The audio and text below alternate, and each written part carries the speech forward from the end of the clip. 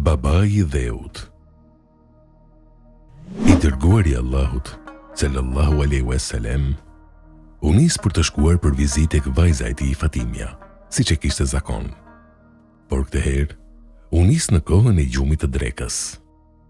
Kur arriti atje, nuk e gjeti Aliun radhiyallahu anhu në shtëpi. Arabët e kishin zakon që në këtë orë të drekës, bashkëshortët qëndronin bashkë në shtëpi. Për këtë arsye, pejgamberi sallallahu alaihi wasallam e pyeti vajzën e tij: "Ku është djali xhaxhai tënd?"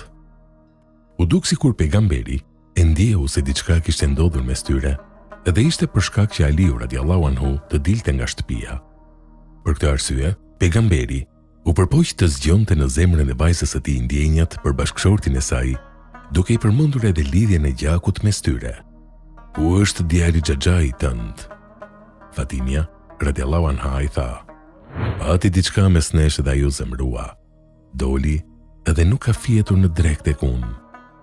Pejgamberi sallallahu alaihi wasallam I tha dikujt që ishte me të: "Shko shiko ku është ai." Ai shkoi dhe e gjeti atë duke fjetur në hijen e murit të xhamisë. U kthye tek pejgamberi sallallahu alaihi wasallam dhe I tha: "O I dërguari I Allahut, ai është në xhami dhe po fle." I dërguari I Allahut shkoi tek ai dhe e pa të shtrirë për tokë. I kishte rënë manteli nga pjesa ansore dhe ishte bërë me dhe. I dërguari I Allahut filloi t'ia pastronte dheun nga trupi me dorën e tij, duke I thënë me shaka: "Ngrihu o babai I dheut, ngrihu o babai I dheut." Nga kjo histori mësojmë disa gjëra. 1. Interesimi I pejgamberit për vajzën e tij dhe shkuarja tek ajo për vizitë, edhe pasi kishte shkuar në shtëpinë e bashkëshortit të saj. Ai nuk mjaftoi vetëm me të drejtën që I takonte si baba, të cilit duhet I vinin për vizitë, por merrte vetë iniciativën për ta vizituar atë në shtëpinë e saj, sikur ajo që e vizitonte atë në shtëpinë e tij. Kjo paraqet një skenë ndjenjash të bukura prindërore mes të dërguarit Allahut sallallahu alaihi wasallam dhe vajzës së tij, zonjës së grave të gjithë botës. 2. Edukata dhe finesa e lartë e Fatimes radhiyallahu anha, ndërsa po tregonte për atë që kishte ndodhur me saj dhe bashkëshortit, kur e tregoi këtë në mënyrë shumë të bukur dhe të përmbledhur. Pati diçka mes nesh, dhe ajo zemrua e doli. Ajo nuk hyri në detajet e asaj që kishte ndodhur mes tyre, dhe as nuk e përcaktoi se kush ishte fajtori, por e konsideroi si përgjegjësi të dyve me fjalët: "Pati diçka mes nesh." Nuk kemi pse ta bitemi nga ky moral kaq I lartë, sepse ajo ishte pjesë e familjes profetike dhe ishte brumosur në atë shtëpi ku lexoheshin ajetet e Kuranit dhe zbriste urtësia. Nëse gruaja I lëshon gjuhën e saj, duke kthyer atë si një dritare të hapur në shtëpinë e saj, atëherë ajo e humbet privatësinë, e zgjeron rrethin e problemeve të saj dhe nuk mund t'i kontrolloj pasojat e ndërhyrjes së palëve të tjera për një problem që mund të jetë fare I vogël. 3. Reagimi I pejgamberit sallallahu alaihi wasallam ndaj kësaj përgjigje të shkurtër dhe përgjithësuese. Ai nuk e pyeti Fatimen radhiyallahu anha çfarë ndodhi mes jush, dhe as nuk I kërkoi asaj që të ndërhynte në detajet e asaj që kishte ndodhur. Ai e kaloi këtë duke u interesuar menjëherë për bashkëshortin e saj që ishte larguar I zemruar.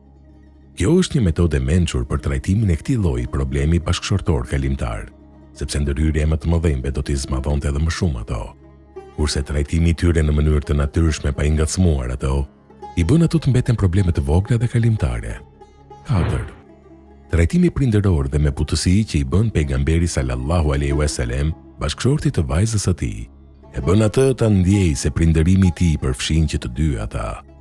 Pejgamberi shkoi tek vendi ku po flinte, I afshiu dheun nga trupi me dorën e tij dhe ju drejtua me përkëdheli: "Ngrihu o babai I dheut."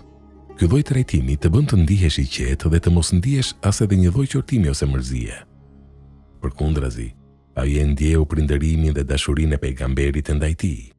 Meditoni rreth bujarisë së moralit të pejgamberit sallallahu alaihi wasallam, ndërsa ju drejtua Aliut radhiyallahu anhu për ta qetësuar, I fshiu pluhurin, e përgëdheli me pseudonimin e marrë nga gjendja e tij dhe nuk e qortoi për zemrimin ndaj vajzës së tij me gjithë vlerën e lartë që gëzonte ajo tek ai.